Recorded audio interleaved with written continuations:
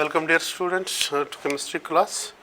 इस क्लास में हम पढ़ने जा रहे हैं radial probability distribution curve. Radial probability distribution curve. ठीक है। First of all, what that represents radial probability distribution curves. It represents total probability of finding of electron in a radial shell. Total probability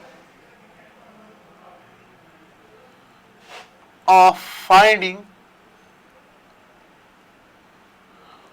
of an electron, total probability of finding of electron in a radial shell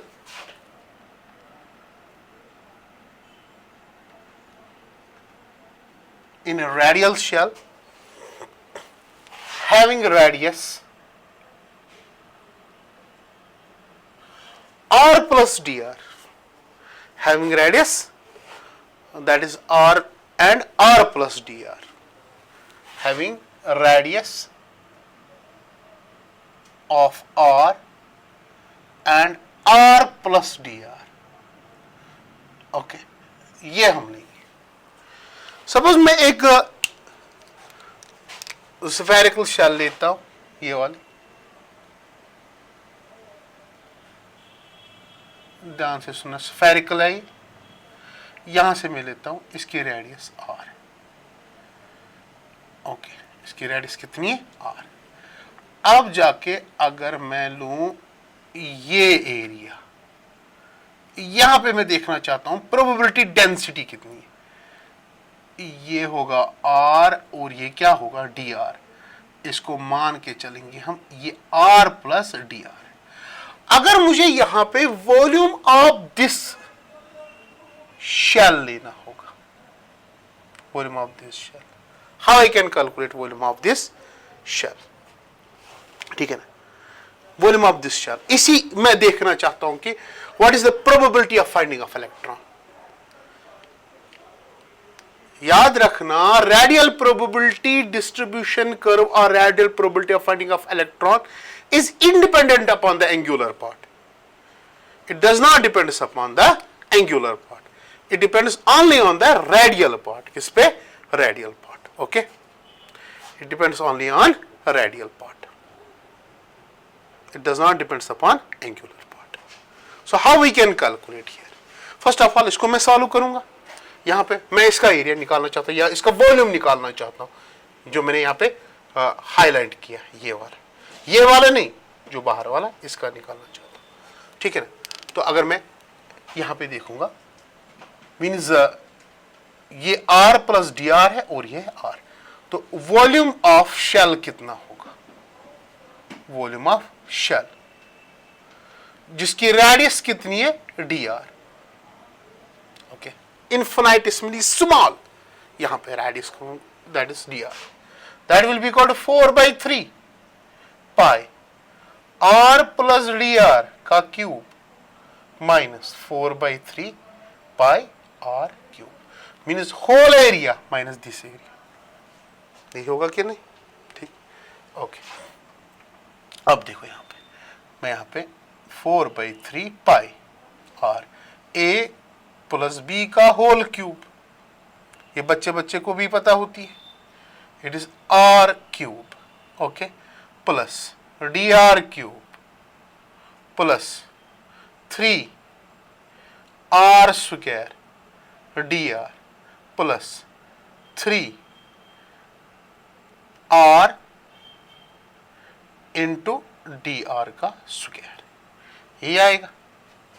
ठीक है ना। अरे a cube plus b cube plus 3a square b and b square a, वही हमने लिया। Minus क्या आएगा? 4/3 pi r cube के बराबर। ओके, अब देखो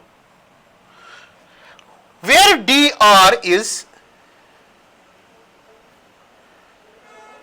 infinitesimally small radius. Small means अगर मैं 0.1 करूं, 0.1 लेके चलूं, अगर इसको मैं क्यूब करूंगा 0.1 को, ये देखो 0.1 इंटू 0.1 इंटू 0.1 कितना बन जाएगा? ये बनेगा 0.1 2 3, ये बन जाएगा। वैल्यू घटा की वैल्यू इंक्रीज हुआ, घट गया, ठीक है ना। तो इसलिए यहां पे कुछ टर्म्स को मैं वैनिश कर दूंगा, ठीक है ना। कुछ टर्म्स को क्या करूंगा? वैनिश करूंगा। जैसे dr क्यूब और यहां पे 3r dr स्क्वायर, इनको इक्वलेंट क्या मान के चलूंगा मैं? मीन्स वैनिश करूंगा मैं, ठीक है। इनको क्या करूंगा? वैनिश करूंगा, बिकॉज दे आर स्मॉल, बहुत ज्यादा स्मॉल है, इतने स्मॉल है कि उनका वैल्यू हम मीन्स अगर ले भी वो कोई फर्क नहीं पड़ेगा equation. So this becomes now, it becomes 4/3 pi r cube plus, ये है ना, प्लस और क्या बनेगा? 3r dr स्क्वायर, ओके, ये होगा 3r dr स्क्वायर। और यहां पे क्या होगा? 4/3 पाई आर क्यूब। जरा इसको आप 4/3 पाई आर क्यूब प्लस 4/3, ये 3r, okay, it is into 4/3 pi into 3r dr, ठीक है ना। ये मैंने लिया, गलत तो नहीं किया मैंने यहाँ पे। It is 3r dr square, नहीं, मुझे लेना 3r square dr, sorry 3r square dr मुझे लेना, 3r स्क्वायर dr, क्योंकि 3r dr स्क्वायर मैंने कैंसिल किया यहाँ पे, 3r स्क्वायर dr लेना है मुझे, ओके। और माइनस 4/3 पाई आर क्यूब, ये और ये कैंसल आउट हो गया। अब देखो ये और ये cancel out, so what comes out to be? It is 4 pi r square into क्या आएगा? dr, ओके, ये आ गया हमें, इसका वॉल्यूम आ गया, ठीक है ना। That is 4 pi r square dr, हमें यहाँ पे वॉल्यूम आ गया, ठीक है ना। नाउ अगर हमें रेडियल प्रोबेबिलिटी बतानी होगी, रेडियल प्रोबेबिलिटी किसके बराबर होती? Radial probability, that is probability density into this volume of radial shell, this volume of radial shell, that is probability density into volume of this shell। वो क्या है? अगर मुझे अब यहां पे बतानी होगी कि यहां पे probability of finding of electron कितनी है, इस शेल में कितनी है प्रोबेबिलिटी ऑफ इलेक्ट्रॉन, मैंने उसी को क्या लिया? Radial probability. वो मैंने किसके बराबर लिया? Probability density into volume of shell, okay. That will be equal to, probability density किस तरीके से हम लेते हैं? Psi square and volume of shell कितना है? 4 पाई आर स्क्वायर dr के बराबर। तो मैं ऐसे भी लिख सकता हूं, it is 4 pi r square psi square dr, ये मैं प्रोबेबिलिटी डेंसिटी। अब यही विथ रेस्पेक्ट टू क्या करूं? देखूं with respect to r, that is radius, this small volume element, okay. मैं रेडियस के अब यहां पे विथ रेस्पेक्ट टू रेडियस देखना चाहता हूं कि what will be the change in radial probability with respect to radius की हम बात करेंगे। तो ये इंपॉर्टेंट इक्वेशन है। तो मैं अब ग्राफ यहां पे जो बनाऊंगा वो इसी के अकॉर्डिंग बनाऊंगा, that is radial probability versus radius for 1s, for 2s for 2p, ठीक है ना, 1s के लिए भी, 2s के लिए भी और 2p के लिए भी, ठीक है ना। तो याद रखना यहां पे फर्स्ट ऑफ ऑल मैं लूंगा यही radial probability of different orbitals, radial probability of different orbitals, radial probability of these different orbitals with respect to distance की बात करूंगा, ठीक है ना, with respect to distance और with direction की मैं बात करूंगा, क्या करूंगा, with direction, ठीक है ना, with respect to distance, with respect to distance, okay, but this does not depends upon direction, direction पे ये डिपेंड नहीं करता है, okay. Direction means at which angle, theta phi with respect to x axis, y axis, या हम Z axis की बात करते तब जाके अगर हम देखेंगे that is the direction, while as distance की बात करेंगे that is simply in terms of radius, okay, in terms of radius। जब मैं यही graphical representation for 1s करूं अब 2s करूं and 2p, ठीक है ना, that is radial distribution curve, ठीक है ना, for 1s for 2s and for 2p, ठीक है ना। तो graphical representation करेंगे, फिर इसके बाद उसमें थोड़ा हम डिस्कस करेंगे चीजें, ठीक है ना। ये 1s के लिए, ये 2s के लिए और ये 2p के लिए, ठीक है ना, 2p के लिए, तीनों के लिए हम यहां पे डिस्कस करेंगे। But with respect to radial distribution करो that is 4 pi r square dr, okay, यहां पे भी क्या आएगा 4 pi r square dr, okay. Similarly it is 4 pi r square dr, okay, good. And ये किसके अकॉर्डिंग लेंगे हम, according to that is r radius, okay, radius, this again radius, okay. Now I will take for 1s, जब मैं 1s के लिए लेता हूं तो रेडियल डिस्ट्रीब्यूशन करूंगी आती, ये जो है यहां पे probability of finding of electron क्या है, मैक्सिमम फॉर 1s के केस में। जब मैं डिस्टेंस देखता हूं ये कितनी है, and this distance comes out to be 0.529 angstrom, same as that Bohr's radius, same as that of Bohr's radius, that is for 1s के लिए, किसके लिए, 1s के लिए। बट जब मैं 2s के लिए देखता हूं यहां पे, याद रखना 2s के लिए थोड़ा बहुत चेंज आ रही है, ये देखो ऐसे ये आ रहा है फॉर 2s के केस में।